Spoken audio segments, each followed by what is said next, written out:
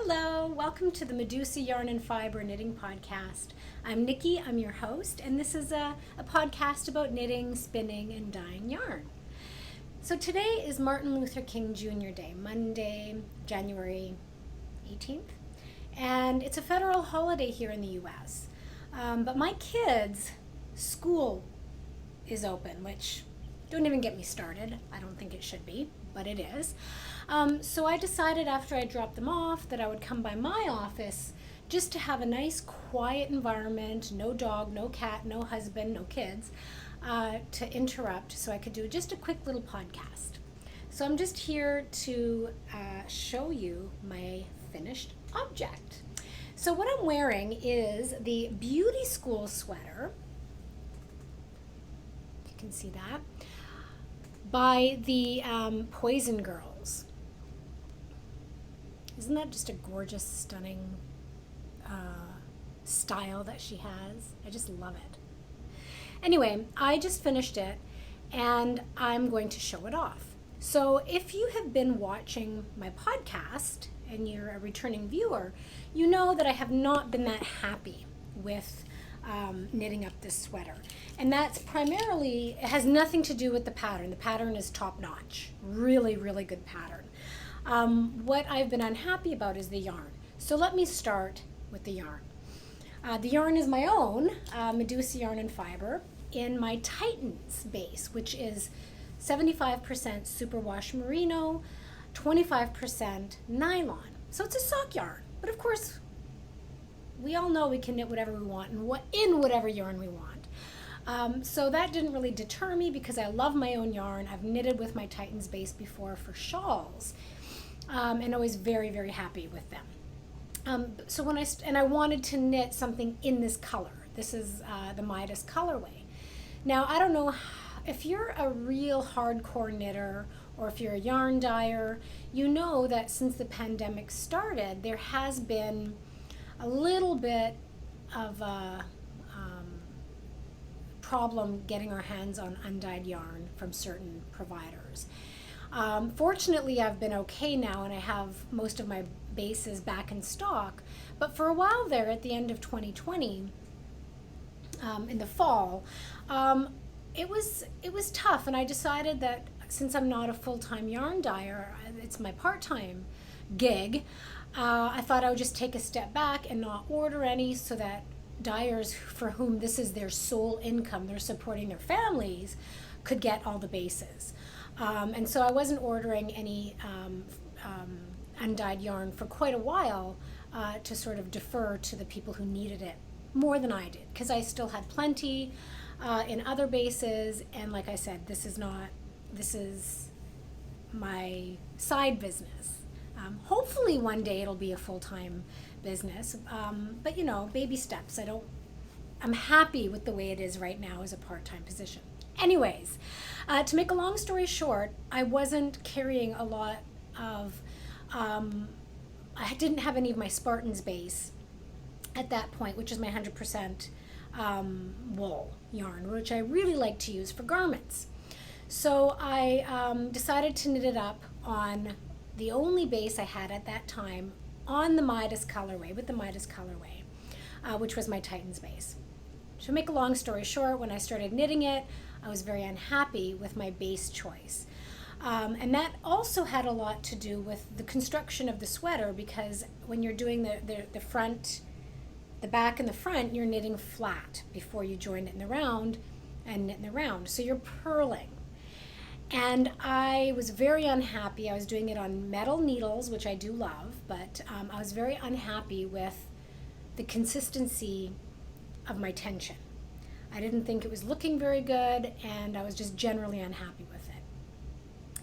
Now, most of that has worked itself out through the soaking and blocking and drying stage.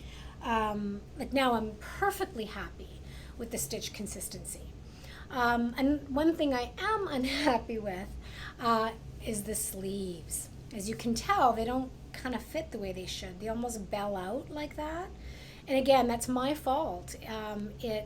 I don't remember, but I think and it was just 3 days ago, right? But I think I forgot to go down to the lower needle size. when I was doing the ribbing, and then I did the super stretchy, Jenny's super stretchy bind off, which makes it even looser. So they kind of look like bells. So I'm calling that a stylistic element, that I did it on purpose somehow. So there's that. And then as you can see right here, on this one, and you can't really see it you can see it a little bit here, the jogging, the gapping, and normally that doesn't happen to me because I knit the sleeves on magic loop, which I almost always do. And I usually don't have a problem with it. You know, I know how to keep the tension really good so that you don't get that. But this was a new kind of sleeve that I had never done before. It's a set-in sleeve where you, after you've picked up the stitches, right, they're not live stitches, you have to pick them up. There's short row shaping to do the cap. Now let me tell you, this is my new favorite kind of sleeve. It just fits beautifully, I think. But between doing doing short rows, magic loop on a new kind of sleeve technique that I had never done before, I ended up with this. I wasn't keeping it tight enough or snug enough at the corners, and that's what happened. But you know what? I'm not going to worry about it. I'm not tearing it out. I'm perfectly happy with it because I made it and it's not perfect. But what I definitely want to do is more of these sleeves. I love them. So by the time I was finished the sleeves and I saw what was happening and I knew that was not going to block out, experience tells me that that's too much of a gap.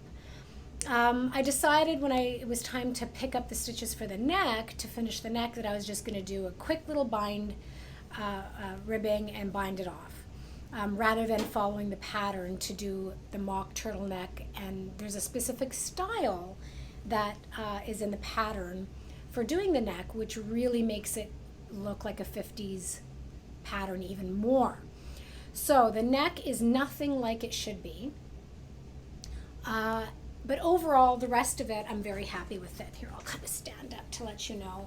I was hoping it would be a little bit shorter, but I'm perfectly happy with the length and everything. It fits really well. I'm wearing some cigarette style pants today that really complement it nicely, the whole style.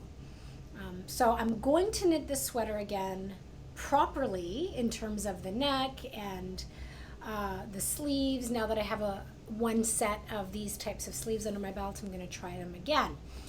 And I also purchased another pattern by them, the Frenchie sweater, which has a similar construction, but has more of a square neck. I'll show you guys. I'm going to cast it on probably this week, so you'll see it in the next podcast. But it's the same kind of construction, so that'll give me a second chance. But I do think that this particular sweater pattern, I'm going to knit again and again and again, and just do the various necklines that I feel like. Like, I'm going to take this pattern because I like it so much, and just keep remaking it and make adjustments on the arms, the yarn, that kind of thing, just to make each one different. That's how much I liked this pattern. So it's going to become, I think, a bit of a staple. And I do like a good short sleeve sweater, especially here living in Tennessee. I mean, we're not the deep south. We do get some pretty cold days here, but it's kind of nice. It's a good in-between style.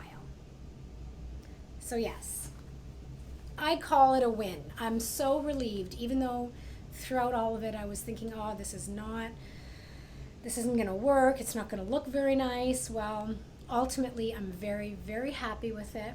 So I highly suggest you go check out the Poison Grrls. And if you like that kind of style, but I mean, even just looking, even though this is supposed to have this sort of 50s Grease look to it, it doesn't, because of the way I've done the neck and the sleeves. So the next time I knit it, I'll give it more of that 50s look. So yeah, very happy with it. And if you're interested in checking out my yarn, it's Medusa Yarn and Fiber. The website is medusayarn.com. So thanks for tuning in, and we'll see you next week with some more yarny goodness. Bye-bye.